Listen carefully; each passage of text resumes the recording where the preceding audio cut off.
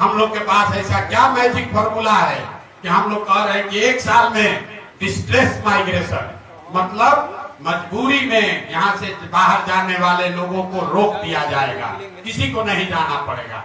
एक लोग हमसे पूछता है आपके पास ऐसा क्या जादू का छड़ी है, अभी आपको बता रहे हैं कि वो कैसे रोका जाएगा। पहले बात ये समझिए कि बिहार में जो नौकरी का लालच लोगों को दिया जाता है, सारा नौकरी, आरक्षण, लड़ाई झगड़ा, कोई कह रहा हम 5 लाख दे दिए, कोई कह रहा हम 10 लाख दे दिए, कोई कह रहा हम 60% रिजर्वेशन दे देंगे। पूरा समाज उसी में लड़ रहा है कि कितना हमको रिजर्वेशन मिलना चाहिए, किसका प्रश्न पत्र लीक हुआ। हम आपको बता रहे हैं चपरासी से लेकर मुख्य सचिव तक, इसको याद रखिए, चपरासी से लेकर मुख्य सचिव तक बिहार में सरकारी नौकरी के जितने लोग हैं उसकी संख्या जोड़िएगा तो उनकी संख्या होती है 23 लाख। मतलब 1.97% 2% से कम लोग ही बिहार में सरकारी नौकरी आज 75-78 साल में पाए हैं। 98% आदमी को ना सरकारी नौकरी है ना आगे हो सकती है। तो जो भी आपको बता रहा है कि सरकारी नौकरी देके पलायन रोक देंगे, उससे बड़ा मूर्ख या उससे बड़ा ठग कोई भी नहीं, हो ही नहीं सकता। दुनिया में जितने भी देश हैं जहां पर लोगों के पास रोजगार है, जहां लोगों के पास पैसा है, आमदनी है, तरक्की है, खुशहाली है, आप दुनिया के सबसे बड़े देशों को देखिए, स्कैंडिनेवियन कंट्रीज को देखिए, नॉर्वे, स्वीडन, फिनलैंड, जहां भी चलिए वहां पर लोग रेलवे का एग्जाम देकर पैसा नहीं कमाए, वहां पर नौकरी की मारामारी करके लोगों ने अपना जीवन नहीं सुधारा है। वहां सुधार का जो मंत्र है वो है शिक्षा, और शिक्षा के बाद रोजगार के लिए सुलभ पूंजी। पूंजी की उपलब्धता, आपके पास अगर पूंजी होगा तभी पलायन रुकेगा। जन स्वराज का मंत्र है, मेरे साथ दुनिया के कम से कम 10 से बड़े इकोनॉमिस्ट, बिहार के लोग उसमें इंक्लूडेड हैं, जो काम कर रहे हैं। हम लोगों ने जो मॉडल बनाया है कि बिहार में अगर श्रम का पलायन रोकना है, मजदूरों का पलायन रोकना है, तो उसके लिए पूंजी और बुद्धि का पलायन रोकना होगा। आपको जो मजदूर जाता है ट्रेन में बैठ के, वो पलायन दिखता है, लेकिन पूंजी का पलायन नहीं दिखता, बुद्धि का पलायन नहीं दिखता है। मैं आपको पूंजी के पलायन पर 2 मिनट आपका समय दूंगा, इसकी चर्चा बिहार में कोई नहीं करता है। पूंजी समाज में आता कहां से? पूंजी आने का 2 ही तरीका है। एक, जो पैसा आप कमाकर बचाते हैं, जो अर्जित करते हैं, खर्च के बाद जो बचता है वो आपका हुआ मूलधन। और पूंजी का दूसरा स्रोत है बैंकों से मिलने वाला कर्ज, लोन। तो ज्यादातर लोग कुछ हिस्सा अपना पैसा, अपना बचत का लगाते हैं और 2/3 या 60%, 70% पैसा लोन से लेते हैं, बिजनेस धंधा करने के लिए, गाड़ी खरीदने के लिए, घर बनाने के लिए। आप लोग यहाँ आए हैं गाड़ी से, मोटरसाइकिल से, शायद ही कोई ऐसा आदमी होगा जो बिना फाइनेंस के गाड़ी और मोटरसाइकिल खरीदा होगा। पूंजी की इतनी ताकत है, और बिहार में पूंजी है ही नहीं। पूंजी क्यों नहीं है? क्योंकि यहाँ प्रति व्यक्ति आय है 32,000 रुपया। याद रखिए, नेता लोग जितना भी दावा कर ले, देश में प्रति व्यक्ति आय है 1,35,000, बिहार में प्रति व्यक्ति आय है 32,000। और उसमें भी अगर पटना और बेगूसराय 2 को जिला हटा दीजिएगा तो बिहार में प्रति व्यक्ति आय है 24,000 रुपया। 100 में 80 आदमी बिहार में आज की तारीख में भी 100 रुपया नहीं कमाता है। यहाँ बैठा हुआ बहुत आदमी तुरंत कहेगा कि मजदूरी 300 रुपया है तो 100 रुपया कैसे नहीं कमा रहा है। वो इसलिए कि घर में अगर बाल बच्चा लेकर 5 आदमी है, मजदूरी 1 आदमी करता है, अगर वो 300 रुपया भी कमाता है तो हर व्यक्ति पर 60 रुपया हुआ, और वो भी उसको 30 दिन मजदूरी नहीं है, 15 दिन मजदूरी मिली तो हर व्यक्ति पर 30 रुपया हुआ। तो ये आंकड़ा याद रखिए, 100 में 80 आदमी दिन में 100 रुपया नहीं कमा रहा है, तो खाने पीने के बाद उसके पास पैसा बचना ही नहीं है।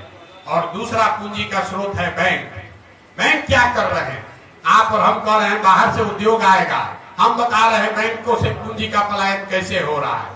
रिजर्व बैंक ऑफ इंडिया एक आंकड़ा जारी करता है, जितने पढ़े लिखे लोग हैं जाकर रिजर्व बैंक ऑफ इंडिया के वेबसाइट को देखिए। रिजर्व बैंक ऑफ इंडिया एक आंकड़ा जारी करता है जो बताता है, एक अनुपात है CD रेशियो, मतलब कितना पैसा आपने बैंक में जमा किया और बैंकों ने उसके बदले में कितना पैसा ऋण व्यक्ति और समाज को दिया।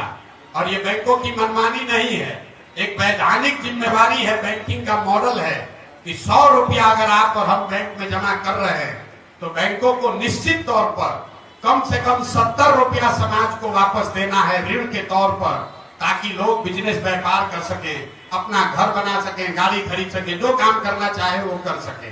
बिहार में इसकी स्थिति क्या है? पूरे देश में सीडी रेशियो है अभी करीब करीब 74%।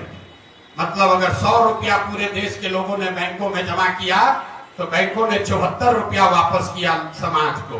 बिहार में 1990 से लेकर पिछले वित्तीय वर्ष तक सीडी रेशियो है 40%। लालू जी के जमाने में ये घट के हो गया था 18%। मतलब 100 रुपया जो हम लोग जमा कर रहे हैं बैंक में, तो 18 रुपया ही बैंक वाला ऋण के तौर पर वापस दे रहा है। इसका असर क्या हुआ? पिछले फाइनेंशियल ईयर में, पिछले वित्तीय वर्ष में बिहार की गरीब जनता ने, बाहर के उद्योगपतियों ने नहीं, बिहार की गरीब जनता ने यहाँ के बैंकों में जमा किया 4,61,000 करोड़ रुपया। 4,61,000 करोड़ रुपया बिहार के बैंकों में जमा हुआ। सीडी रेशियो अगर 70 होता तो बिहार के लोगों को 2,80,000 करोड़ रुपया लोन के तौर पर मिलना चाहिए था। मिला कितना? 1,61,000 करोड़। बाकी का पैसा कहां गया? बाकी का पैसा बैंकों ने यहां से उन राज्यों में ट्रांसफर कर दिया जहां उद्योग धंधे लग रहे हैं, जहां रोजगार है, जहां तरक्की है।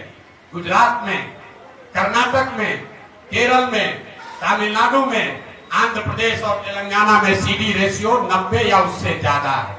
वहां के लोग अगर 100 रुपया जमा कर रहे हैं तो बैंक वाला 105 रुपया लोन दे रहा है, और बिहार की गरीब जनता 100 रुपया जमा करती है तो हमको आपको 35 रुपया 40 रुपया मिलता है।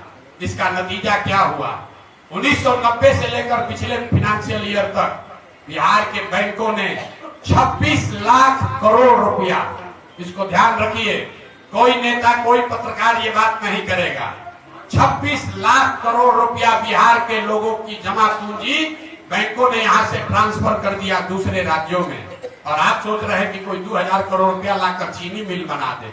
अरे अपना घर लूट गया।